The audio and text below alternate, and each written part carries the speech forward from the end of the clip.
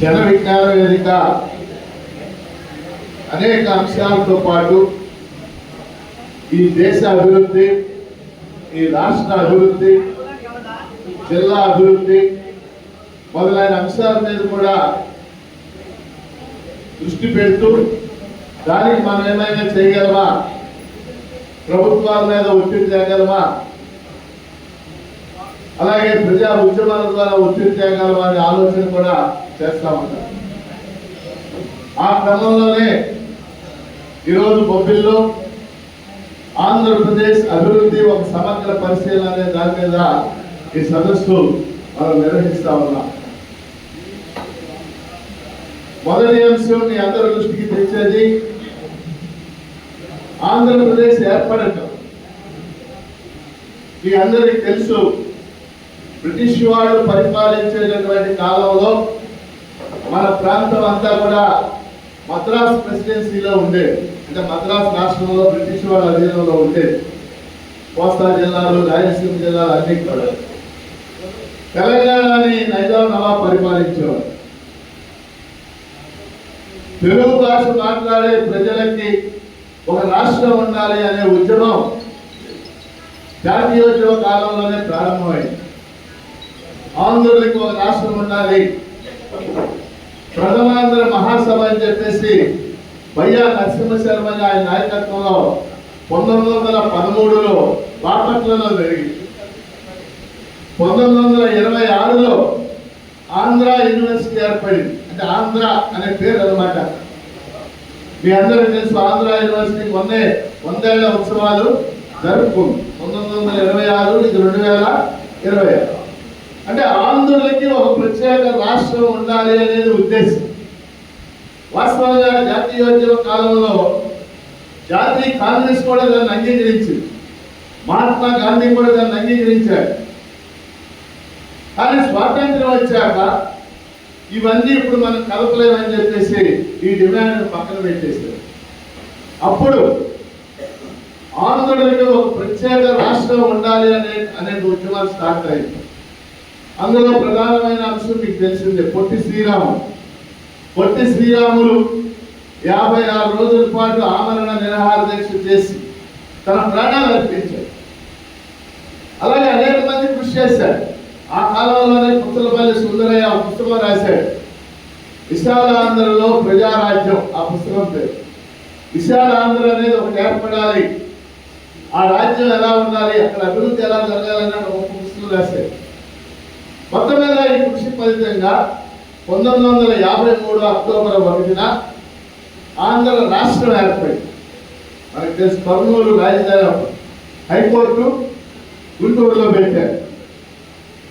ఆ తర్వాత అనేక ప్రాంతాల నుంచి డిమాండ్లు వచ్చినాయి, మాకు భాషాధారంగా రాష్ట్రాలు పెట్టాలి అని చెప్పి. అప్పుడు ఇండియన్ గవర్నమెంట్, నెహ్రూ గారి ప్రభుత్వం ఎస్ఆర్సి అని ఒక కమిషన్ వేసి, ఎస్ఆర్సి అంటారు, అంటే స్టేట్స్ రీఆర్గనైజేషన్ కమిషన్. ఆ కమిషన్ ఏం చెప్పిందంటే భాష ఆధారంగా రాష్ట్రాలు ఏర్పడాలి అని. అందుకని ఏం జరిగింది, మలయాళ భాష కేరళ రాష్ట్రం, కర్ణాటక రాష్ట్రం ఏర్పడింది. అంటే అప్పుడు కర్ణాటకలో మైసూరు అనేవాడు, తమిళనాడు రాష్ట్రం ఏర్పడింది. ఇలా భాష, అందుకని ఎక్కువ రాష్ట్రాలు 1956లోనే ఏర్పడటం మీకు కనపడదు. మన రాష్ట్రం దగ్గరికి వచ్చేసరికి ఏం జరిగింది, అప్పటికే ఆంధ్ర రాష్ట్రం ఏర్పడి ఉంది. కోస్తా జిల్లాలు, రాయలసీమ జిల్లాలు దానిలో ఉన్నాయి. కానీ తెలంగాణ ప్రాంతం వేరుగా ఉంది, తెలంగాణ రాష్ట్రం పేరు. వాస్తవంగా మనం నిజాయితీగా మాట్లాడుకోవాలంటే తెలంగాణ నాయకులు ఆ రోజుల్లో ఆంధ్రప్రదేశ్ అనే ఉమ్మడి రాష్ట్రం ఏర్పడటానికి అంగీకరించలేదు, ఒప్పుకోలేదు. నెహ్రూ గారు అంతా కాంగ్రెస్ వాళ్ళే కదా, అంతా కాంగ్రెస్ వాళ్ళే కదా. నెహ్రూ గారు ఆ ప్రాంతం నుంచి 4 పెద్ద మనుషుల్ని, ఈ ప్రాంతం నుంచి 4 పెద్ద మనుషులను పిలిచారు. ఈ 8 మంది పెద్ద మనుషులు కలిసి ఒప్పందాన్ని కుదుర్చుకున్నారు. దీన్నే పెద్ద మనుషుల ఒప్పందం అంటారు. ఆ ఒప్పందంలో నీళ్లు ఎలా పంచుకోవాలి, పదవులు, అంటే ఉదాహరణకి ఆంధ్ర వాడు ముఖ్యమంత్రి అయ్యాడు అనుకోండి, తెలంగాణ వాడు ఉప ముఖ్యమంత్రి అవ్వాలి. ప్రధానమైన 4 శాఖల్లో 2 తెలంగాణకి ఇస్తే 2 ఆంధ్రాకి ఇవ్వాలి. ఉద్యోగాలు ముల్కీ నిబంధనలు అమలు చేయాలి. అప్పట్లో ముల్కీ నిబంధన అని ఉండేది. నైజాం నవాబ్ కాలం ముల్కీ నిబంధన అంటే తెలంగాణ ప్రాంతంలో ఉద్యోగం పొందాలంటే 15 ఏళ్ళు తెలంగాణలో నివసించాలి. ఇవన్నీ అమలు చేయాలి అంటే వీటన్నిటి ఫలితంగా మన ఉమ్మడి ఆంధ్రప్రదేశ్ రాష్ట్రం ఏర్పడింది 1956 నవంబర్ 1. రాష్ట్రం ఏర్పడగానే నీలం సంజీవ్ రెడ్డి ముఖ్యమంత్రి అయ్యాడు. నీలం సంజీవ్ రెడ్డి ఏ ప్రాంతం వాడు?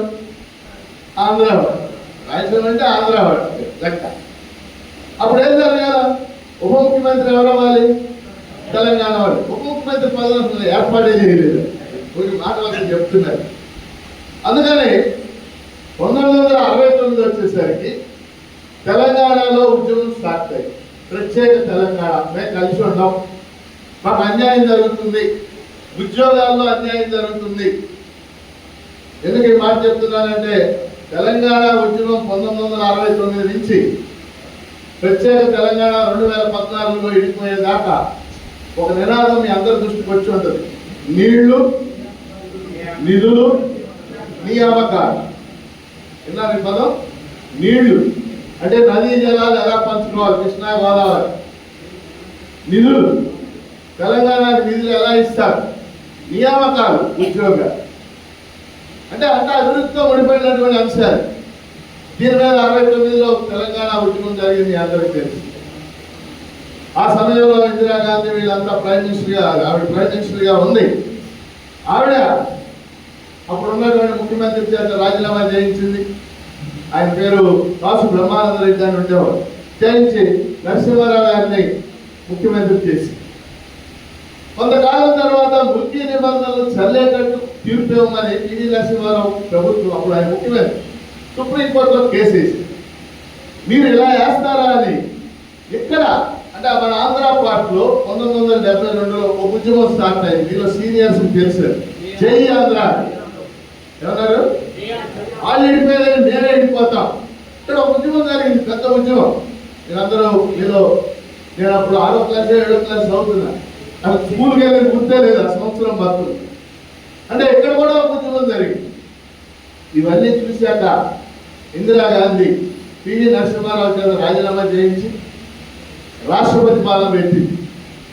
రాష్ట్రపతి పాలన కొంతకాలం అయ్యాక మళ్ళీ జవహర్లాల్ నాయకత్వంలో మంత్రివర్గాన్ని ఏర్పాటు చేసి ఆవిడ 6 పాయింట్ ఫార్ములా అని ప్రవేశించింది. విన్నారు ఈ మాట మీరు? 6 పాయింట్ ఫార్ములా, 6 సూత్రాల ప్రణాళిక. 6 సూత్రాల ప్రణాళికలో భాగమే మన రాష్ట్రంలో లోకల్, నాన్ లోకల్, స్థానిక లెవెల్. భారత రాజ్యాంగంలో ఏం చెప్పారో తెలుసు మీకు? ఒక వ్యక్తి ఈ దేశంలో ఎక్కడికైనా స్థిరపడవచ్చు, ఎక్కడైనా ఉద్యోగం పొందవచ్చు. కానీ ఇప్పుడు మన రాష్ట్రంలో ఈ జిల్లా వ్యక్తి పక్క జిల్లా డిఎస్సి రాయడానికి వీలు. రాస్తే ఏమవుతాడు? అతను నాన్ లోకల్ అవుతాడు. సరే చర్చ. లోకల్, నాన్ లోకల్ అనేది ఇందిరాగాంధీ సృష్టించి జిల్లా స్థాయి పోస్టులన్నీ 85% లోకల్కి ఇవ్వాలి, 15% నాన్ లోకల్కి ఇవ్వాలి. జోనల్ పోస్టులు అంటే 3 జిల్లాలు కలిపి ఒక జోన్ అన్నమాట. శ్రీకాకుళం, విజయనగరం, విశాఖపట్నం ఒక జోన్. జోనల్ పోస్టులు, తహసీల్దారులు, ఇవన్నీ జోనల్ పోస్టులు. రాష్ట్ర పోస్టులు మల్టీ జోన్ ఇలా క్రియేట్ చేసి చాలా మంది నన్ను అడుగుతారు ఇది కరెక్టా కాదని. అప్పుడు కరెక్టే అది. ఎందుకని తెలంగాణ వాళ్ళు ఏమన్నారు, ఆంధ్ర వాళ్ళు వచ్చి మా ఉద్యోగాలన్నీ కొట్టేస్తున్నారు అనేది వాళ్ళ ఆరోపణ. మరి ఇది లేకుండా చేయాలంటే 85% ఉద్యోగాలు ఏ జిల్లా వాళ్ళకి ఆ జిల్లా వచ్చేటట్టు చేయాల్సి వచ్చింది. ఇప్పుడు బహుశా ఇక్కడ చాలా మంది టీచర్లు ఉండుంటారు. టీచర్లు రేపు జిల్లాల్లో విభజన జరగబోతాం. ఈ లోకల్, నాన్ లోకల్ అనేటటువంటి కాన్సెప్ట్ రావడానికి ఇదే కారణం. ఏది? 1975లో ఇందిరాగాంధీ ప్రతిపాదించిన 6 సూత్రాల ప్రణాళిక అమలు చేయడానికి ఇందిరాగాంధీ రాజ్యాంగంలో 371D, మళ్ళీ చెప్తున్నా 371D ABCD అనే ఆర్టికల్ మన రాష్ట్రం గురించి రాజ్యాంగంలో చేర్చారు. ఆ ఆర్టికల్ అక్కడ ఉన్నంత కాలం మన రాష్ట్రంలో లోకల్, నాన్ లోకల్ అనే విధానం కొనసాగుతూనేవాడు. ఎందుకంటే లోకల్, నాన్ లోకల్ వల్ల నష్టపోయిన వాళ్ళు ఉన్నారని కొంతమంది నాకు చెప్తా ఉంటారు. లోకల్లో లోకల్ అంటే ఎవరు? లోకల్ 4వ క్లాస్ నుంచి 10వ క్లాస్ దాకా 7 ఏళ్ళు. ఈ 7 ఏళ్ళు హైయెస్ట్ పీరియడ్. అంటే 4 ఏళ్ళు కానీ 5 ఏళ్ళు కానీ 6 ఏళ్ళు కానీ 7 ఏళ్ళు కానీ ఏ జిల్లాలో చదివితే ఆ జిల్లాకు లోపల అవుతుంది. మన అమ్మాయి నాకు ఫోన్ చేసింది, సార్ నేను కొత్తగా డిఎస్సి రాయబోతున్నాను, మా నాన్న 2 ఏళ్ళు విశాఖపట్నం ఉద్యోగం చేశాడు, 2 ఏళ్ళు రాజమండ్రిలో ఉద్యోగం చేశాడు, 2 ఏళ్ళు గుంటూరులో ఉద్యోగం చేశాడు, ఏ జిల్లాకు నేను లోపల అవుతాను సార్ అని.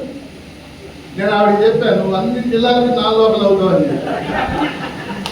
అంతే కదా, ఎందుకంటే ఆవిడ ఎక్కడ 7 ఏళ్లలో సంగతి 4 ఏళ్ళు లేదు.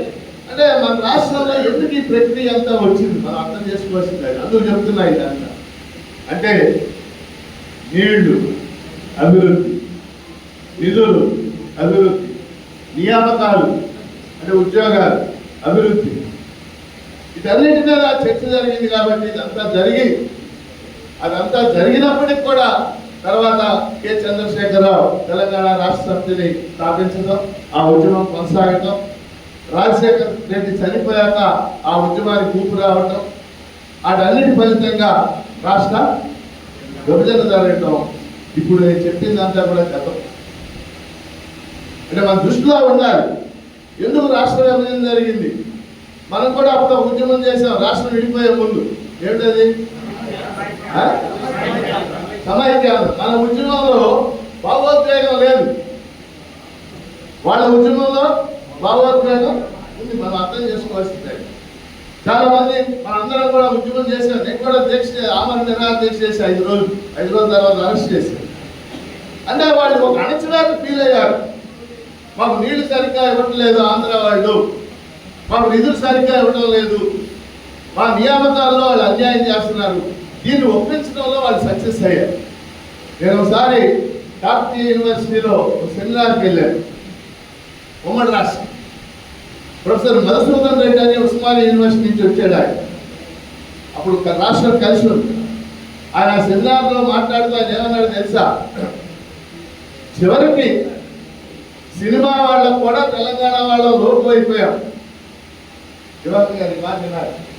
చివరికి సినిమా వాళ్ళకు కూడా మనం తెలంగాణ వాళ్ళ లోపు అయిపోయాం.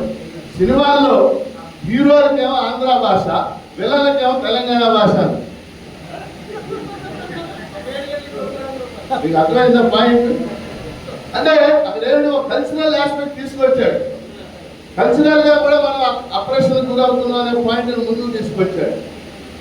సో ఇప్పుడు మనం చెప్పుకున్నదంతా గతం. రాష్ట్రం విడిపోయింది. 2014లో ఇండియన్ పార్లమెంట్ ఫిబ్రవరి నవంబర్లో ఏపీ రీఆర్గనైజేషన్ యాక్ట్ 2014 ఆమోదించింది. అంటే ఆంధ్రప్రదేశ్ పునర్వ్యవస్థీకరణ చట్టం. దీన్నే మామూలు భాషలో ఆంధ్రప్రదేశ్ విభజన చట్టం 2014 అమల్లోకి వచ్చింది. దాని ప్రకారం 2014 జూన్ 2న ఉమ్మడి ఆంధ్రప్రదేశ్ రాష్ట్రం 2 రాష్ట్రాలుగా తెలంగాణ ఆంధ్రప్రదేశ్గా విడిపోయింది. ఇది గతం. ఇవాళ నేను ఎక్కువ మాట్లాడదలుచుకున్న విషయం ఏంటంటే, సార్ రాష్ట్రం విడిపోయింది, ఇప్పుడు అప్పుడే కలిసే పరిస్థితి కూడా ఉండదు. మనలో కూడా చాలా మందికి ఆవేదన ఉంది. రాష్ట్రంలో మనల్ని అభివృద్ధి చేసిన ప్రాంతం తెలంగాణ ప్రాంతం, పరిశ్రమలు ఉన్నటువంటి ప్రాంతం అంతా కూడా తెలంగాణకి వెళ్ళిపోయింది అని భావించి తెలంగాణని అంటే ముఖ్యంగా హైదరాబాద్ సొంతంగా భావించేటటువంటి వాళ్ళు చాలా మంది ఉన్నారు. మనందరికీ తెలుసు. వాస్తవంగా హైదరాబాద్ అభివృద్ధి కూడా ఒక ఫోటో ఒక రోజు జరిగింది కాదు. మనం గుర్తుపెట్టుకోవాల్సిన విషయం అది. ప్రపంచంలో ఏ నగరం అభివృద్ధి 1 రోజులో 2 రోజుల్లో 5 ఏళ్లలో 10 ఏళ్లలో జరగదు. Rome is not built in a day. Rome అనేది 1 రోజులో నిర్మించబడలేదు. హైదరాబాద్ అంత ఘనమైన నగరం ఎందుకు కాగలిగింది? నైజామాబాద్ కొంత వర్క్ చేశాడు, మీ అందరికి తెలుసు. ఎందుకంటే ఈ మాట ఎందుకు మీకు చెప్తున్నానంటే, రాజధాని సర్వస్వంగా మాట్లాడుతున్నాడు చంద్రబాబు నాయుడు. అది ఒక అంశం మాత్రమే. హైదరాబాదు 400 ఏళ్ల చరిత్ర ఉంది దాన్ని. హైదరాబాద్ అభివృద్ధిలో కీలకమైన ఘట్టం ఎక్కడ జరిగింది మీరు ఎవరైనా చెప్పండి. హైదరాబాద్ వాళ్ళ మహానగరంగా రూపొందడంలో కీలకమైన ఘట్టం ఎక్కడ జరిగింది? 1955-70 మధ్య జరిగింది. 1955-70 మధ్య ఎక్కడ జరిగింది? ఏం జరిగింది అక్కడ? భారత ప్రభుత్వం ఒక 20 భారీ పరిశ్రమలు పెట్టింది. పెద్ద పెద్ద పరిశ్రమ ప్రభుత్వ రంగంలో. మనం కొన్ని పరిశ్రమల పేర్లు మనం వింటాం. BHEL విన్నారు కదా, BHEL ఈ బంధువులు కూడా ఉంటుంటారు. ECIL, నిదాని, DRDL, IDPL, all in, HMT, ఇవన్నీ పెద్ద పెద్ద పరిశ్రమలు. ఈ పరిశ్రమల్లో పనిచేయడానికి 23 జిల్లాల నుంచి అనేక వేల మంది హైదరాబాద్ వెళ్ళారు. నా చిన్నతనంలో మా గ్రామం నుంచి 100 మంది వెళ్ళారు హైదరాబాద్. ITI పాస్ అయిన వాళ్ళు, పాలిటెక్నిక్ పాస్ అయిన వాళ్ళు, వీళ్ళంతా కూడా. ఇవాళ హైదరాబాద్లో మీరు కోకట్పల్లి కాలనీ అంటుంది, KPHB అంట. కోకట్పల్లి కాలనీ అడుగట్టుకుంది ఆ రోజుల్లో. దాని పక్కనే ప్రగతి నగర్ అని ఉంది. IDPL ఎంప్లాయీస్ దాన్ని కట్టుకున్నారు. అంటే ప్రభుత్వ రంగ పరిశ్రమలు పెద్ద ఎత్తున వచ్చినటువంటి రోజుల్లో హైదరాబాద్లో కీలకమైన అభివృద్ధి జరిగింది. తర్వాత ఎన్టీ రామారావు బస్ స్టాండ్ అయి కట్టాడు. ఆ తర్వాత చంద్రబాబు నాయుడు హైటెక్ సిటీ కట్టాడు. ఆ తర్వాత Rajasekhara Reddy outer ring road ఇవన్నీ వేశాడు. అలా ఎప్పుడు కూడా అభివృద్ధి అలా కాలక్రమంలో జరుగుతూ వస్తుంది. విశాఖపట్నం అయినా అంతే కదా. నేను విశాఖపట్నంలో 40 ఏళ్ల క్రితం చదువుకున్న ఆంధ్ర యూనివర్సిటీ, 6 ఏళ్ళు ఉన్న Andhra university. MA political science, MA social work, MA education, 3 MA చదివారు. అంటే అప్పుడు చదువుతా ఉండేవాళ్ళు. అలా ఒక MA అయిపోయాక గ్రూప్స్ కూడా ఒప్పుకునేవారు. ఆ చదువుకునే రోజుల్లో PHPV అని ఉండేది విశాఖపట్నం. PHPV factory. దానికోసం ఉద్యమాలు జరిగితే వెళ్ళేవాడు. గాజువాక వెళ్తే గాజువాక టీ కూడా దొరికేది కాదు. టీ కొట్లు కూడా ఉండేది కాదు గాజువాక. కానీ విశాఖపట్నం ఉక్కు కర్మాగారం నిర్మాణం తర్వాత గాజువాకే ఒక మహానగరంగా మారిపోయింది. ఈరోజు మనం చూస్తాం.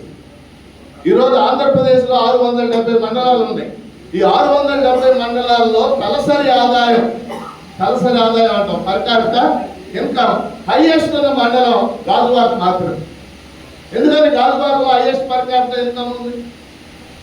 అక్కడ ఎంప్లాయ్మెంట్ ఉంది కాబట్టి, పరిశ్రమలు వచ్చినాయి కాబట్టి, ఉక్కు కర్మాగారం వచ్చింది కాబట్టి. అభివృద్ధి ఎప్పుడు కూడా అలా జరుగుతుంది. ఆ క్రమంలో పరిశ్రమలు రావాలి, IT కంపెనీలు రావాలి, అలా జరుగుతుంది. ఈ పాత చరిత్ర అభివృద్ధి క్రమం ఎలా జరుగుతుందని చెప్పడానికి మాత్రమే మీకు చెప్పారు. ఇక రెండో అంశానికి వస్తాను. 2014 తర్వాత ఈ 12 ఏళ్లలో ఆంధ్రప్రదేశ్లో ఎక్కడ అభివృద్ధి జరగాలని చెప్పబోయే ముందు మీ అందరూ దృష్టి, అసలు అభివృద్ధి అంటే ఏంటి? What is development? దీని చాలా పెద్ద డిబేట్. చాలా సంవత్సరాలు ఎకనామిక్స్లో అంటే అర్థశాస్త్రంలో మీలో చాలా మంది అర్థశాస్త్రం చదివి ఉంటారు. అభివృద్ధి అంటే 3 అంశాలు పరిగణనలో తీసుకునేవారు. ఒకటి తలసరి ఆదాయం, అంటే ప్రజల యొక్క తలసరి ఆదాయం పెరగటం. 2 స్థూల ఉత్పత్తి పెరగటం. ఒక రాష్ట్రానికి కానీ ఒక దేశానికి కానీ స్థూల ఉత్పత్తి పెరగటం. స్థూల ఉత్పత్తి అంటే ఇంగ్లీష్లో మనం GDP అంటాం. ఏమంటాం? Gross domestic product. అంటే వ్యవసాయ రంగం, పారిశ్రామిక రంగం, సేవల రంగం, ఈ 3 రంగాల్లో కలిపి ఒక సంవత్సర కాలంలో సేవల ఉత్పత్తి విలువని GDP అంటారు. మన రాష్ట్రాన్ని మనం తీసుకున్నాం అనుకోండి, తలసరి ఆదాయం ఎంత ఉంది, రాష్ట్ర స్థూల ఉత్పత్తి ఎంత ఉంది, ప్రజల జీవన ప్రమాణాలు ఎలా ఉన్నాయి, దీన్ని బట్టి అభివృద్ధిని లెక్కేస్తామని చెప్పుకుంటా వచ్చారు. కానీ ఇది మీరందరూ ఇక్కడున్న పెద్దలందరూ అర్థం చేసుకోవాల్సి కూడా ఉంటుంటారు. ECIL, నిదాని, DRDL, IDPL, all in, HMT, ఇవన్నీ పెద్ద పెద్ద పరిశ్రమలు. ఈ పరిశ్రమల్లో పనిచేయడానికి 23 జిల్లాల నుంచి అనేక వేల మంది హైదరాబాద్ వెళ్ళారు. నా చిన్నతనంలో మా గ్రామం నుంచి 100 మంది వెళ్ళారు హైదరాబాద్. ITI పాస్ అయిన వాళ్ళు, పాలిటెక్నిక్ పాస్ అయిన వాళ్ళు, వీళ్ళంతా కూడా. ఇవాళ హైదరాబాద్లో మీరు కోకట్పల్లి కాలనీ అంటుంది, KPHB అంట. కోకట్పల్లి కాలనీ అడుగట్టుకుంది ఆ రోజుల్లో. దాని పక్కనే ప్రగతి నగర్ అని ఉంది. IDPL ఎంప్లాయీస్ దాన్ని కట్టుకున్నారు. అంటే ప్రభుత్వ రంగ పరిశ్రమలు పెద్ద ఎత్తున వచ్చినటువంటి రోజుల్లో హైదరాబాద్ లో కీలకమైన అభివృద్ధి జరిగింది. తర్వాత ఎన్టీ రామారావు బస్ స్టాండ్ అయి కట్టాడు, ఆ తర్వాత చంద్రబాబు నాయుడు హైటెక్ సిటీ కట్టాడు, ఆ తర్వాత Rajasekhara Reddy outer ring road ఇవన్నీ వేశాడు. అలా ఎప్పుడు కూడా అభివృద్ధి అలా కాలక్రమంలో జరుగుతూ వస్తుంది. విశాఖపట్నం అయినా అంతే కదా. నేను విశాఖపట్నంలో 40 ఏళ్ల క్రితం చదువుకున్న ఆంధ్ర యూనివర్సిటీ, 6 ఏళ్ళు ఉన్న Andhra university, MA political science, MA social work, MA education, 3 MA చదివారు. అంటే అప్పుడు చదువుతా ఉండేవాళ్ళు. అలా ఒక ఎంఏ అయిపోయాక రూల్స్ కూడా ఒప్పుకునేవారు. ఆ చదువుకునే రోజుల్లో పిహెచ్పివి అని ఉండేది విశాఖపట్నం. పిహెచ్పివి ఫ్యాక్టరీ, దానికోసం ఉద్యమాలు జరిగితే వెళ్ళేవాడు. గాజువాక వెళ్తే గాజువాక టీ కూడా దొరికేది కాదు, టీ కొట్లు కూడా ఉండేది కాదు గాజువాక. కానీ విశాఖపట్నం ఉక్కు కర్మాగారం నిర్మాణం తర్వాత గాజువాకే ఒక మహానగరంగా మారిపోయింది. ఈరోజు మనం చూస్తాం. ఈరోజు ఆంధ్రప్రదేశ్ లో 670 మండలాలు ఉన్నాయి. ఈ 670 మండలాల్లో తలసరి ఆదాయం అంటాం, పర్ క్యాపిటా ఇన్కమ్ హైయెస్ట్ ఉన్న మండలం గాజువాక మాత్రం. ఎందుకని గాజువాకలో హైయెస్ట్ పర్ క్యాపిటా ఇన్కమ్ ఉంది? అక్కడ ఎంప్లాయ్మెంట్ ఉంది కాబట్టి, పరిశ్రమలు వచ్చినాయి కాబట్టి, ఉక్కు కర్మాగారం వచ్చింది కాబట్టి. అభివృద్ధి ఎప్పుడు కూడా అలా జరుగుతుంది. ఆ క్రమంలో పరిశ్రమలు రావాలి, ఐటీ కంపెనీలు రావాలి, అలా జరుగుతుంది. ఈ పాత చరిత్ర అభివృద్ధి క్రమం ఎలా జరుగుతుందని చెప్పడానికి మాత్రమే మీకు చెప్పాను. ఇక రెండో అంశానికి వస్తాను. 2014 తర్వాత ఈ 12 ఏళ్లలో ఆంధ్రప్రదేశ్లో ఎక్కడ అభివృద్ధి జరగాలని చెప్పబోయే ముందు మీ అందరూ దృష్టి, అసలు అభివృద్ధి అంటే ఏంటి? What is development? దీని మీద చాలా పెద్ద డిబేట్. చాలా సంవత్సరాలు ఎకనామిక్స్ లో, అంటే అర్థశాస్త్రంలో, మీలో చాలా మంది అర్థశాస్త్రం చదివి ఉంటారు. అభివృద్ధి అంటే 3 అంశాలు పరిగణనలో తీసుకునేవారు. ఒకటి తలసరి ఆదాయం, అంటే ప్రజల యొక్క తలసరి ఆదాయం పెరగటం. 2 స్థూల ఉత్పత్తి పెరగటం. ఒక రాష్ట్రానికి కానీ ఒక దేశానికి కానీ స్థూల ఉత్పత్తి పెరగటం. స్థూల ఉత్పత్తి అంటే ఇంగ్లీష్లో మనం జీడిపి అంటాం. ఏమంటాం? Gross domestic product. అంటే వ్యవసాయ రంగం, పారిశ్రామిక రంగం, సేవల రంగం, ఈ 3 రంగాల్లో కలిపి ఒక సంవత్సర కాలంలో సేవల ఉత్పత్తి విలువని జీడిపి అంటారు. మన రాష్ట్రాన్ని మనం తీసుకున్నాం అనుకోండి, తలసరి ఆదాయం ఎంత ఉంది, రాష్ట్ర స్థూల ఉత్పత్తి ఎంత ఉంది, ప్రజల జీవన ప్రమాణాలు ఎలా ఉన్నాయి, దీన్ని బట్టి అభివృద్ధిని లెక్కేస్తామని చెప్పుకుంటా వచ్చారు. కానీ ఇది మీరందరూ ఇక్కడ ఉన్న పెద్దలందరూ అర్థం చేసుకోవాల్సింది, ఇది సాంప్రదాయ అర్థశాస్త్ర లెక్కలు. సాంప్రదాయం అంటే పాఠకాలపు లెక్క. ఇప్పుడు మీకు ఒక ఉదాహరణ చెప్తారు. సౌదీ అరేబియా అనే దేశం ఉంది. సౌదీ అరేబియా దేశం సంపన్నవంతమైన దేశం, $1,000 ప్రవహించేటటువంటి దేశం. ఆ దేశం అభివృద్ధి చెందిన దేశమా కాదా? అర్థమైందమ్మా? ఆ దేశంలో మహిళలు చదువుకోవడానికి లేదు, ఇప్పుడు సినిమాలు చూడటానికి లేదు, స్కూల్కి వెళ్ళడానికి లేదు, బురకాలు వేసుకుని తిరగాల. పెట్రోల్ డాలర్స్ ఉన్నాయి ఆ దేశంలో, కానీ చదువు తదితర విషయాల్లో ఆ దేశం చాలా వెనుకబడి. నేను ఉదాహరణ చెప్తున్నాను. అలాగే మొదటి అంశం మీ అందరి దృష్టికి తేదలుచుకుంది, వాట్ ఈజ్ డెవలప్మెంట్? కేవలం ఆర్థికాభివృద్ధే అభివృద్ధి కాదు. అది ఇప్పుడు శాస్త్రవేత్తలు చెప్తున్నటువంటి విషయం. కేవలం ఆర్థికాభివృద్ధి అవసరం, ఆర్థికాభివృద్ధి లేకుండా రూపాయలు రావు. ఒక కుటుంబానికి కానీ, ఒక దేశానికి కానీ, ఒక రాష్ట్రానికి కానీ ముందేం జరగాలి? ఆర్థికాభివృద్ధి జరగాలి, అది అవసరం, అది కాదంటారు. కానీ ఇప్పుడు ఏం చెప్తున్నారంటే పెద్దలంతా, అనేక మంది అర్థశాస్త్ర నిపుణులు, మీలో చాలా మంది, కొంతమంది పేర్లు మీరు ఎలా, ఒకరు మీ అందరూ తెలిసిన వ్యక్తి అమర్త్య సేన్. లేటెస్ట్ గా మీరు వినాల్సినటువంటి పేరు జాన్ పికెటీ అని ఆయన ఆధ్వర్యంలో లేటెస్ట్ గా ఇన్ఈక్వాలిటీస్ ఆఫ్ ద వరల్డ్ అనే ఒక పుస్తకం వచ్చింది. ఈక్వాలిటీస్ ఆఫ్ ద వరల్డ్ కాదు, ఏంటది? ప్రపంచ అసమానతలు అనే ఒక గొప్ప పుస్తకం. ఇప్పుడు మీరు గూగుల్లో కొడితే ఆ పుస్తకం, దాని సారాంశం మొత్తం వచ్చేస్తుంది. ఇన్ఈక్వాలిటీస్ ఆఫ్ ద వరల్డ్ అనే పుస్తకాన్ని జాన్ పికెటీ అని చెప్పేసి ఆయన రాశారు. ఇలాంటి వాళ్ళందరూ చెప్తుంది ఏంటంటే అభివృద్ధి అంటే కేవలం ఆర్థిక అభివృద్ధి కాదు, అది అవసరం. దాంతో పాటు ఇంకా 4 అభివృద్ధులు చెప్తున్నారు వాళ్ళు. రెండోది ఏం చెప్తుంది వాళ్ళందరూ, ప్రాంతీయ అభివృద్ధి జరగాలి, అంటే రీజనల్ డెవలప్మెంట్, అంటే అన్ని ప్రాంతాలు అభివృద్ధి జరగాలి. ఇవాళ ఆంధ్రప్రదేశ్లో ఉమ్మడి రాష్ట్రం నుంచి విడిపోయారు, అన్ని ప్రాంతాలు సమానంగా అభివృద్ధిలో ఉన్నాయా ప్రశ్నిస్తాం. ఉత్తరాంధ్ర వెనకబడి ఉందంటున్నాం, శ్రీకాకుళం, విజయనగరం, విశాఖపట్నం. రాయలసీమ 4 జిల్లాలు వెనకబడి ఉన్నాయి. రాయలసీమ 4 జిల్లాలు, ఉత్తరాంధ్ర 3 జిల్లాలు, 7 జిల్లాలు వెనుకబడిన జిల్లాలని విభజన చట్టమే గుర్తించింది, మనం కాదు. విభజన చట్టంలోనే ఆ విషయాన్ని చెప్పారు. అంతేకాదు అభివృద్ధి చెందిన జిల్లాల్లో కూడా అనేక వెనుకబడిన ప్రాంతాలు. ఇప్పుడు నేను గుంటూరు జిల్లాలో ఉంటాను, గుంటూరులో ఉంటాను. గుంటూరు ఉమ్మడి జిల్లాలో పల్నాడు అనే ఒక ప్రాంతం, పల్నాడు ఇన్నుంటారు. పల్నాడు అనేటటువంటి ప్రాంతం ఈ రోజుకి మంచినీళ్ళు దొరకని గ్రామాలు 70-80 గ్రామాలు.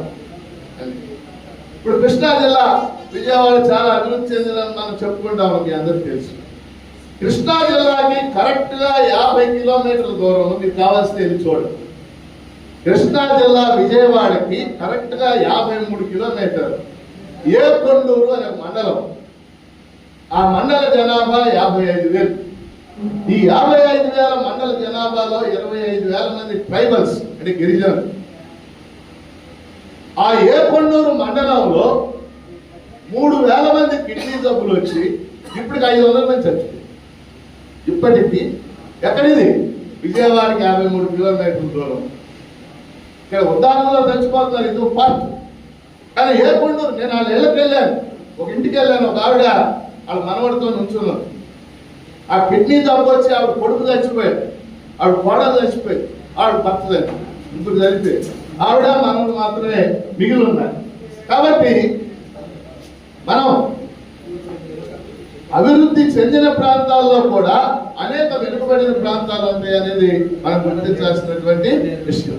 సో రెండో అభివృద్ధి మనం గుర్తుపెట్టుకోవాల్సింది ఏంటంటే ప్రాంతీయ అభివృద్ధి జరగాలి. మొదటి అభివృద్ధి ఏంటి, ఆర్థిక అభివృద్ధి. రెండో అభివృద్ధి ప్రాంతీయ, అంటే అన్ని ప్రాంతాలని వీలైనంత డెవలప్ చేయడానికి ప్రయత్నం చేయాలి. ఏ ప్రభుత్వం, నేను పార్టీల గురించి మాట్లాడతాను. మూడోది చాలా ముఖ్యమైనది, ఇది జాగ్రత్తగా అర్థం చేసుకోవాలి. మూడోది మానవాభివృద్ధి, ఇంగ్లీష్ లో హ్యూమన్ డెవలప్మెంట్. హ్యూమన్ డెవలప్మెంట్ ఎప్పుడు ఇది ప్రాధాన్యతలోకి వచ్చింది? ఐక్యరాజ్య సమితిలో యుఎన్డిపి అనే సంస్థ, యునైటెడ్ నేషన్స్ డెవలప్మెంట్ ప్రోగ్రామ్ అనే సంస్థ. ఆ సంస్థ 1990లో అమర్త్య సేన్ ఒక కోరి ఇంత చెప్పే కదా, అమర్త్య సేన్ పేరు.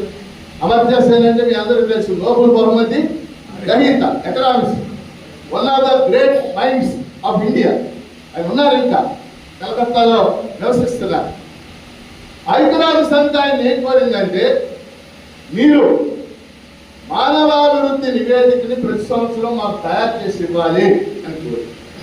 మానవాభివృద్ధి అంటే ఏమిటి, వాట్ ఈజ్ హ్యూమన్ డెవలప్మెంట్? వాళ్ళు 7 అంశాలు పేర్కొన్నారు. ఒకటి చదువు, 2 అక్షరాస్యత, 3 ఆరోగ్యం, 4 శిశు మరణాలు, 5 మహిళల యొక్క స్టేటస్, అంటే మహిళలకు ఉన్న స్వేచ్ఛ, 6 కొనుగోలు శక్తి. మళ్ళీ చెప్తున్నారు, ఆ సమాజంలో చదువు ఎలా ఉంది, అక్షరాస్యత ఎలా ఉంది, శిశు మరణాలు ఎంత ఉన్నాయి, అంటే 1000 మంది పిల్లలు పుడితే ఎంతమంది చనిపోతున్నారు, ఆరోగ్యం ఎలా ఉంది, స్టేటస్ ఆఫ్ ఉమెన్ ఎలా ఉంది, అలాగే కొనుగోలు శక్తి ఎలా ఉంది. ఈ అంశాల ఆధారంగా మానవాభివృద్ధిని 1990 నుంచి ఇది 2026 ప్రతి సంవత్సరం హ్యూమన్ డెవలప్మెంట్ రిపోర్ట్ రిలీజ్ అవుతా ఉంది. ప్రతి సంవత్సరం 2024-25లో వచ్చింది, 25 ఇంకా రాలా, త్వరలో వస్తుంది. హ్యూమన్ డెవలప్మెంట్ రిపోర్ట్ లో మొదటి 5 స్థానాలు ఎప్పుడు కూడా Norway, Sweden, Denmark, Finland, New Zealand ఇవన్నీ ఉన్నాయి. అమెరికా 40లో 30లో ఉంది. శ్రీలంక 92లో ఉంది. శ్రీలంక మామూలుగా దివాళా తీసిన దేశంలో మనం మాట్లాడుకుంటాం, కానీ 92లో ఉంది. చైనా 66-70 మధ్య ఉంటుంది. భారతదేశం గత 30 ఏళ్ళుగా కూడా 130 నుంచి 133 మధ్య ఉంటుంది. అర్థమైంది నా పాయింట్. 175 దేశాలు లెక్కేస్తే యుఎన్డిపి భారతదేశం 130 కానీ 131 కానీ 132 కానీ 130. మరి ఇది మానవాభివృద్ధి సాధించినట్టే మీరు చెప్పండి. అంటే ఈ పారామీటర్స్ లో మనం చాలా వెనుకబడి ఉన్నాం కదా, హెల్త్ లో వెనుకబడి ఉన్నాం కదా. ఏదైతే జరిగిపోయిందని మాట్లాడుతున్నాం. ఉత్తరాంధ్రలో గిరిజన ప్రాంతాల్లో ఇప్పటికీ మహిళలు ప్రసవించాలంటే డోలీల్లో మోసుకెళ్తాయి కదా అనే ఫోటోలు మన పేపర్లో చూస్తూ ఉన్నాం కదా. ఆరోగ్యపరమైనటువంటి సౌకర్యాలు ఎక్కడ కల్పించారు? అయితే మనం సంతోషించాల్సిన విషయం ఒకటి ఉంది. మనం 133లో ఉంటే పాకిస్తాన్ 136లో. మనకు హ్యాపీ అనమాట. ఎందుకంటే మనం పాకిస్తాన్ కంటే ముందు ఉన్నాం కాదు. అలా సంతోషించాల్సింది తప్పితే 130 అనేది సంతోషించదగ్గ విషయం కాదు. సో ఆర్థికాభివృద్ధి, ప్రాంతీయ అభివృద్ధి, మానవాభివృద్ధి. 4వది లేటెస్ట్గా ఎకానమిస్టులు అందరూ చేర్చారు, ఇంక్లూజివ్ డెవలప్మెంట్.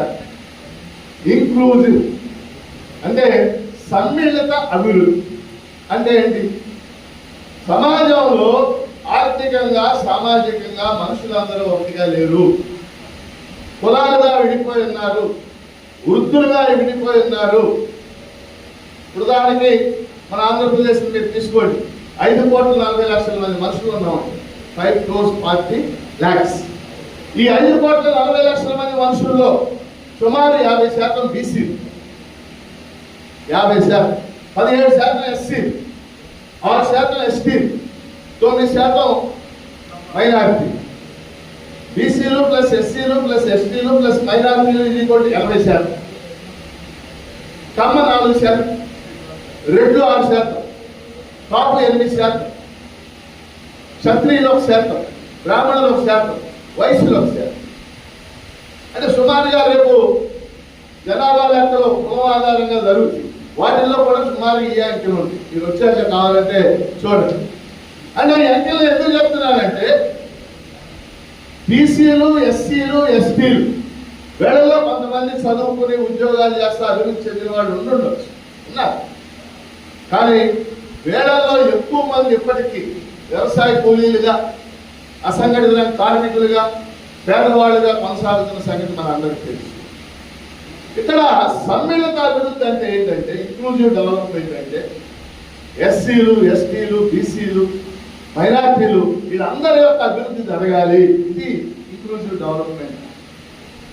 4వది, మొదటిది economic development, 2 regional development, 3 human development, 4 inclusive development. 5వది ఇప్పుడు శాస్త్రవేత్తలు ఇంపార్టెన్స్ ఇస్తుంది, సుస్థిర అభివృద్ధి, సస్టైనబుల్ డెవలప్మెంట్ అంట. సస్టైనబుల్ ఇది కూడా ఇప్పుడున్న పరిస్థితుల్లో ఇంపార్టెంట్. సస్టైనబుల్ డెవలప్మెంట్ అంటే ఏంటంటే సమాజం అంతా కూడా సహజ వనరుల మీద ఆధారపడి మనం పొందే వస్తువులన్నీ సహజ వనరుల ద్వారా మనకు వస్తుంది. న్యాచురల్ రిసోర్సెస్ ఇస్తారు. అడవులు న్యాచురల్ రిసోర్స్, భూమి సహజ సంపద, ఖనిజాలు సహజ సంపద. వీటిని కాపాడుకుంటూ అభివృద్ధిని సాధించాలి, అవసరమైన మేరకు వాడుకోవాలి. ఇది సస్టైనబుల్ డెవలప్మెంట్. కానీ ఇప్పుడు ఏం జరుగుతుందో మీ అందరికీ కూడా తెలుసు. నిన్న విజయవాడలో ఒక సెమినార్ జరిగితే వెళ్ళాను. తిరుపతి దగ్గర మంగంపేట, తిరుపతి దగ్గర అక్కడ పరైటీస్ అనే ఖనిజం దొరుకుతుంది. పరైటీస్, దాన్ని తెలుగులో ముక్కురాయి అని. ప్రపంచంలో పరైటీస్ లో 70% ఆ మంగంపేటలోనే ఉంది. మొన్నటిదాకా ప్రభుత్వ అధీనంలో ఉంటే అది అవసరమైన మేరకు అక్కడ తవ్వుతా ఉండేవాడు, తవ్వి తీసుకునేవాడు. అది అవసరం. ఆయిల్ డ్రిల్లింగ్ చేయాలంటే ఆ వెరైటీస్ అనేటటువంటిది అవసరం. ఇప్పుడు ప్రైవేట్ వాళ్ళకి అప్ చెప్తే ప్రైవేట్ వాళ్ళు ఈ 4-5 ఏళ్లలోనే 70% తవ్వేసి అర్థమైంది పాయింట్. ఓబులాపురం కళ్యాణం గురించి మీరు అందరూ ఏమంటారు? గోదావరి మీద ఒకటి, కృష్ణానది మీద ఒకటి, పెన్నా నది మీద ఒకటి. తర్వాత కట్టిన భారీ ప్రాజెక్టులు లేవు. ఏ ప్రాంతంలో నీళ్లుంటాయి అవి ఉపయోగించాలి ఆ ప్రజల కోసం. ఉత్తరాంధ్రలో పుష్కలమైన సహజ వనరులు ఉంది, పుష్కలమైన నీళ్లు ఉంది. ఇవాళ వంశధార ప్రాజెక్ట్, నాగావళి, జంజావతి, ఉత్తరాంధ్ర సుజల స్రవంతి, ఏది పూర్తయింది చెప్పండి న్యాయం? ఏది పూర్తయింది ఈ ప్రాజెక్టులు?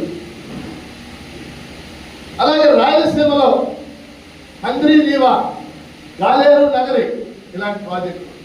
మీకు ఒక ఉదాహరణ చెప్తారు. ప్రకాశం జిల్లాలో నేను కనీసం 100 గ్రామాలకు వెళ్ళాను, అంటే నా దగ్గరగా. ప్రకాశం జిల్లాలో 400 గ్రామాల్లో క్లోరిన్ కంటెంట్ ఉంది. తెలుసు కదా, నీళ్ళల్లో క్లోరిన్ కంటెంట్, ఫ్లోరైడ్. ఆ గ్రామాల్లో 40 ఏళ్లకే ఇలా చేతులు అంకలు పోయి ముసలోళ్ళగా అయిపోయారు. ఆ గ్రామాల్లో ప్రజల్లో 90% పళ్ళ మీద పచ్చగా కానపట్టు, చాలా నీళ్లు లేకపోవడం. నేను ఈ మధ్య ఒంగోలు దగ్గర పీసీపల్లిలో మండలం, ఆ ఊరేది. ఆ ఊళ్ళో 5,000 జనాభా అయితే 2,000 మంది కిడ్నీ జబ్బులు, నీళ్లు లేక. 500 గ్రామాలకి మంచినీళ్లు, 4 లక్షల ఎకరాలకి సాగునీరు ఇవ్వాలని వెలిగొండ ప్రాజెక్ట్ అని 30 ఏళ్ల క్రితం ప్రారంభం. వెలిగొండ అంటే కృష్ణానది నీళ్ళు ఆధార 2 సొరంగాలు తవ్వాలి, తవ్వారు. అలాగే పునరావాసం కల్పించాలి, దానికి 5,000 కోట్లు కావాలి. జగన్మోహన్ రెడ్డి ఉన్నప్పుడు మేము శాసనమండలిలో మాట్లాడాం, 5,000 కోట్లు ఒకసారి కేటాయించండి సార్ అయిపోతుందంటే ఆయన 500 కోట్లు కేటాయించారు. 500 కోట్లు కేటాయించాడు అనుకోండి, 5,000 కోట్లు కావాలి. ఎన్నేళ్ళు కేటాయించాలి? 10 ఏళ్ళు కేటాయించాలి. 10 ఏళ్లలో ఈ 5,000 కోట్లు 10,000 కోట్లు. నిన్న నిమ్మల రామానాయుడు ఇరిగేషన్ మినిస్టర్ గారు మంచివాడే, వ్యక్తిగతంగా మంచివాడు. ఆడికి వెళ్ళి రేపు ఎల్లుండిలో నీళ్ళు వెళ్తాయని చెబుతున్నాడు. సార్ అంతేగా, ఇరిగేషన్ ఇంజనీర్ గారు హలో, అది చేయాల్సింది చాలా ఉంది, పునరావాసం ఉంది. నేనేమంటానంటే ప్రజలు మోసం చేయొద్దు. మీరు ఉన్నది చెప్పండి, ఇదో పూర్తిగా ఉంది, ఇదో పూర్తి కాదు. కానీ నా పాయింట్ ఏంటంటే, ఈ రాష్ట్రం ప్రతి ఎకరానికి నీళ్లు అందాలంటే ఉత్తరాంధ్రలో అలాగే రాయలసీమలో ఉన్న ప్రాజెక్టులు ఇతర విషయాలు పక్కన పెట్టేసి వీటికే ఫండ్స్ కేటాయించి పూర్తి చేయాలి. రెండోది వ్యవసాయ రంగం. వాస్తవంగా చంద్రబాబు నాయుడు లాంటి వాళ్ళకి వ్యవసాయ రంగం మీద పెద్ద అభిమానమే లేదు. ఆయన 15 ఏళ్ల క్రితమే ప్రకటించేశాడు. ఆయన ఏమన్నాడంటే అప్పుడు ఏముంది వ్యవసాయం, రాష్ట్ర స్థూల ఉత్పత్తిలో అది 16% వచ్చేసింది. ఇది అర్థమైందప్ప, రాష్ట్ర స్థూల ఉత్పత్తి అని అంటాం కదా, ఇలా చెప్పారు. 100% అనుకోండి, వ్యవసాయం వాటా ఎంత ఇప్పుడు?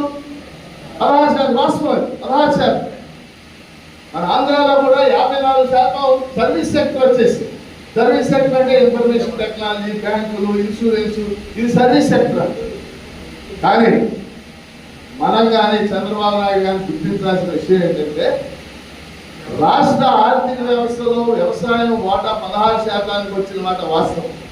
కానీ వ్యవసాయం మీద ఆధారపడే వాళ్ళు 62% అలా కంటిన్యూ అవుతుంది. అర్థమైంది నా పాయింట్. 62% ఉన్నంత కాలం నువ్వు వ్యవసాయానికి ఇంపార్టెన్స్. ఇప్పుడు అమెరికా ఉందనుకోండి, అమెరికాలో వ్యవసాయం మీద ఆధారపడిన వాళ్ళు 3%, 3%. బిల్ గేట్స్ అని ఆయనకి మీకు ఆశ్చర్యపోయే విషయం చెప్తారు. బిల్ గేట్స్ ని అందరూ తెలుసు కదా, మైక్రోసాఫ్ట్ కంపెనీ అది. ఆయనకి 2,75,000 ఎకరాలు మొక్కజొన్న పండిస్తున్నాడు. అందులో ఈ 2,75,000 ఎకరాలు ఆయన 10 మందితో సాగు చేస్తారు. ఓన్లీ 10 అంటే ఏమిటి? మొత్తం అక్కడ యంత్రాలు, డ్రిప్ ఇరిగేషన్ వాటితో చేసేస్తారు. మనకు అలా లేదు. వ్యవసాయం మీద ఇవాళ పల్లెటూరు వెళ్ళామనుకోండి, కూలీలు, పొలంకి వెళ్తాం, పని చేయటం, ఇదంతా కూడా రోజు మనం చూస్తున్నాం కదా. కానీ వ్యవసాయం లేకుండా మీకు ఆర్థిక వ్యవస్థ ఎలా ముందుకెళ్తుంది ఆంధ్రప్రదేశ్లో? దాని వాటా తగ్గిపోవచ్చు. 62% దాని మీద ఆధారపడి ఉన్నారు. కౌలు రైతులు దాని మీద ఆధారపడి ఉన్నారు. ఈరోజు చంద్రబాబు నాయుడు 2 ఏళ్లలో కూటమి పాలన అద్భుతంగా ఉందన్నారు, ఆయన ముందుండవచ్చు. కానీ 2 ఏళ్లలో ఒక్క పంటకు కూడా గిట్టుబాటు ధర లేదు. శనగలు కానీ, పొగాకు కానీ, పత్తి కానీ, మిర్చి కానీ, కోకో పంటనే వేస్తున్నారు గోదావరి జిల్లాలో. ఒక్క పంటకు కూడా గిట్టుబాటు ధర లేదు. అది నా మొదటి అంశం ఏంటంటే అభివృద్ధిలో వ్యవసాయాన్ని కాపాడుకోవాలి, రైతాంగాన్ని కాపాడుకోవాలి, ఇరిగేషన్ కాపాడుకోవాలి. రెండోది పరిశ్రమలు పెట్టాలి. అది ఐటీ పరిశ్రమలు కావచ్చు, ప్రభుత్వ రంగ పరిశ్రమలు కావచ్చు.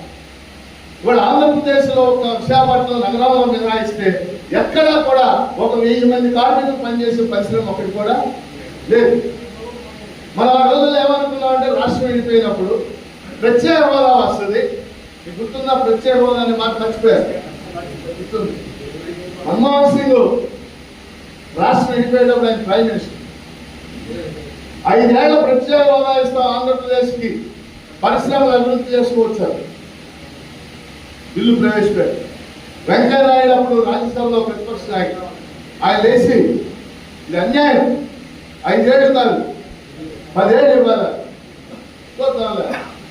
2014 మేలో జరిగిన ఎలక్షన్లో మన్మోహన్ సింగ్ ఓడిపోయాడు, మోడీకి 5 లేదు 10 లేదు, అసలు ఏమి లేదు, ప్రత్యేక హోదానే లేదు, పాచిపోయిన లడ్డు అయిపోయింది.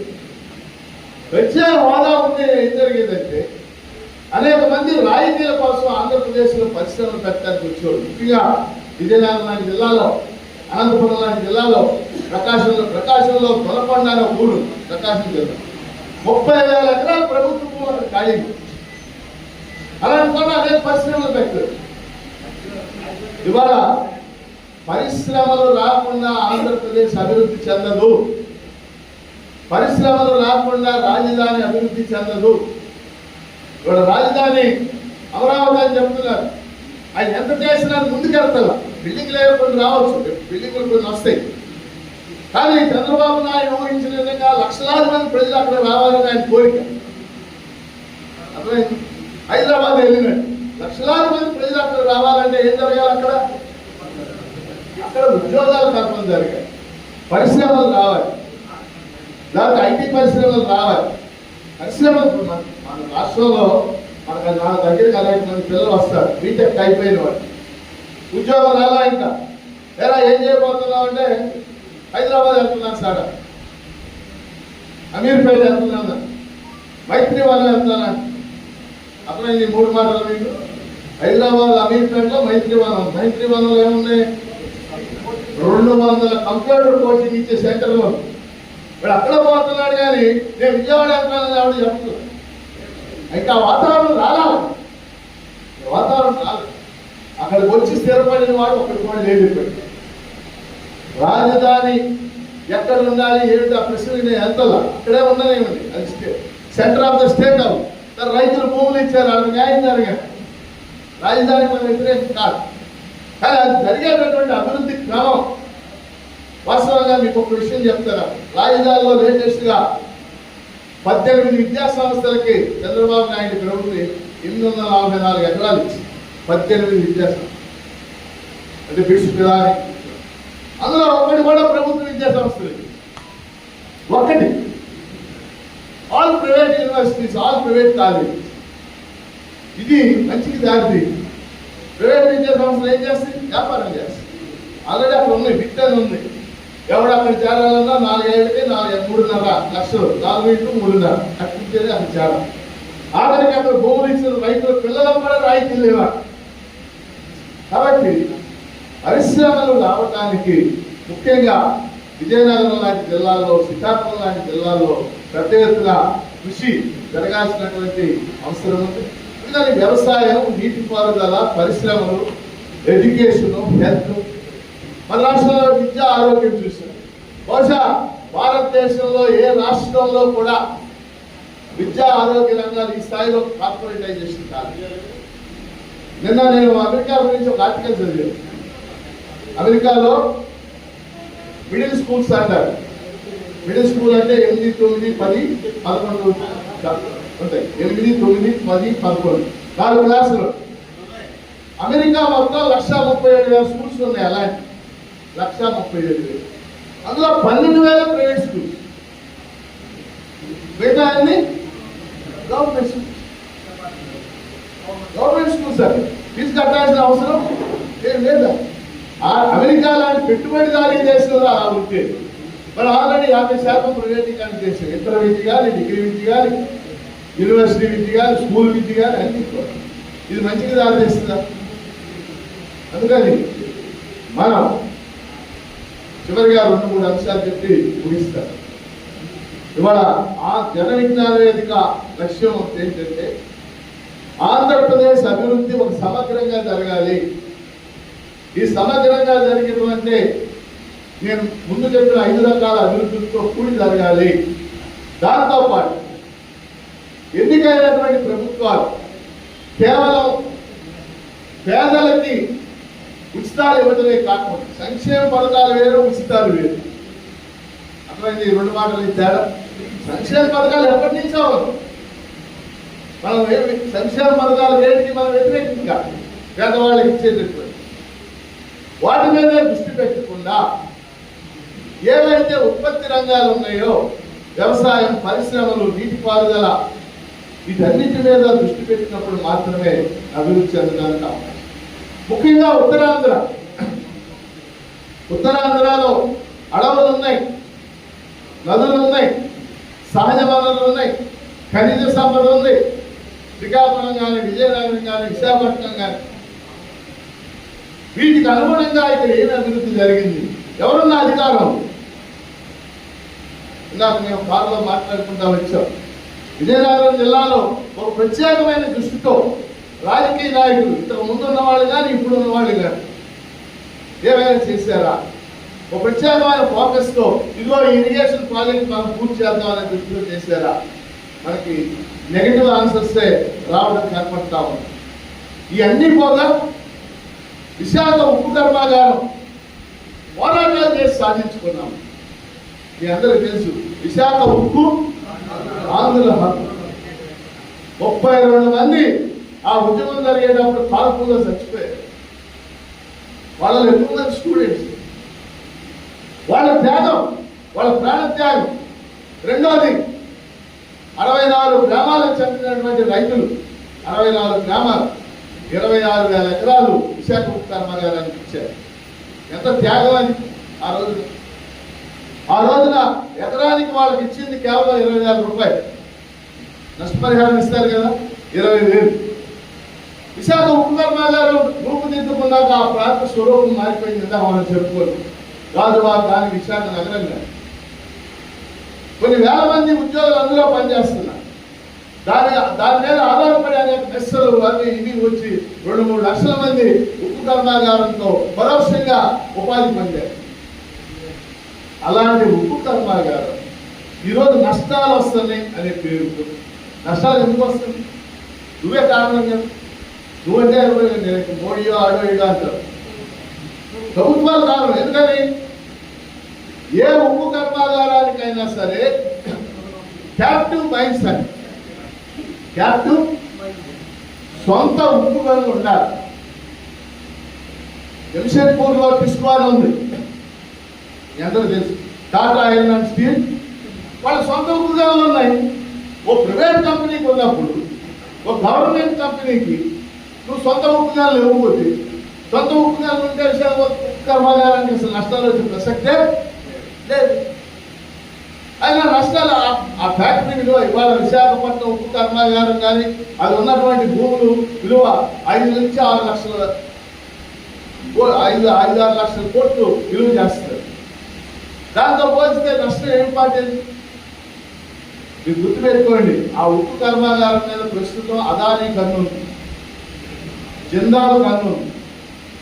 పన్ను ఉన్నదే కర్మాగారం మీద కాదు. దేని మీద అనుకున్నారు? ఇంకా 10,000 ఎకరాలు ఉంది అక్కడ. ఇవాళ అక్కడ 20,000 ఆ రోజు రైతుకి ఇచ్చారు.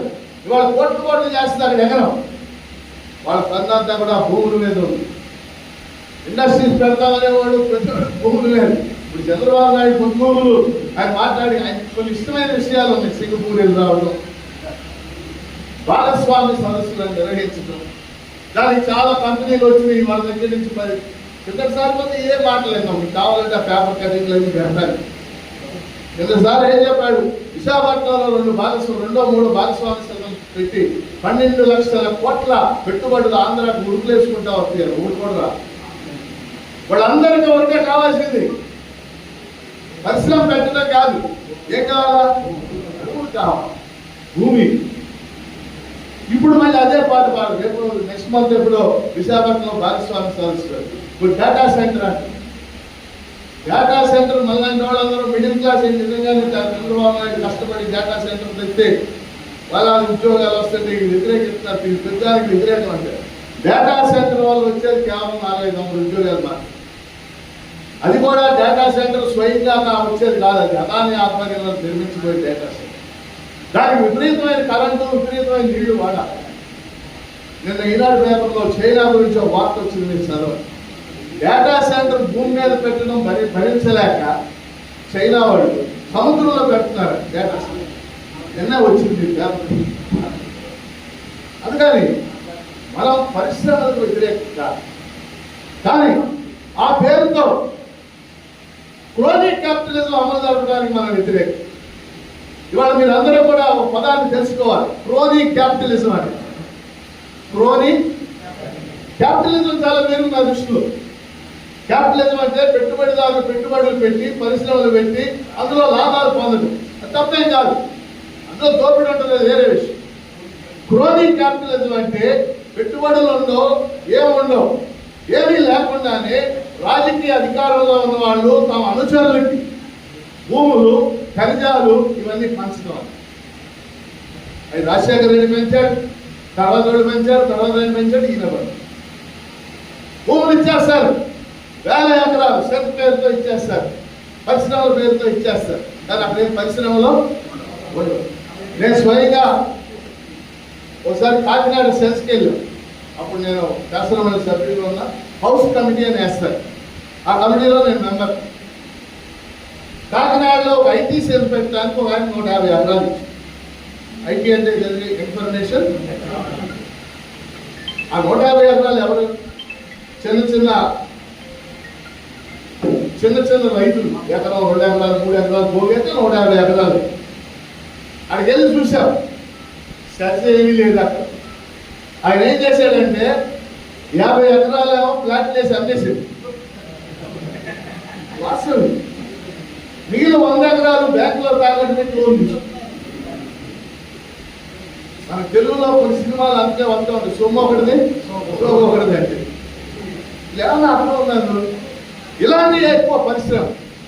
మనం ఏమంటున్నామంటే పరిశ్రమలు మనం వ్యతిరేకం కాదు, ఉపాధి కల్పన పరిశ్రమలు పెట్టండి, లేబర్ ఇంటెన్సివ్ పరిశ్రమలు పెట్టండి, పనులు కల్పించండి, అది మన. కాబట్టి ఈ రాష్ట్రంలో ఆ రకమైనటువంటి సమగ్ర అభివృద్ధి, వ్యవసాయం, నీటిపారుదల, పరిశ్రమలు, సుస్థిర అభివృద్ధి ద్వారానే సాధ్యమవుతుంది.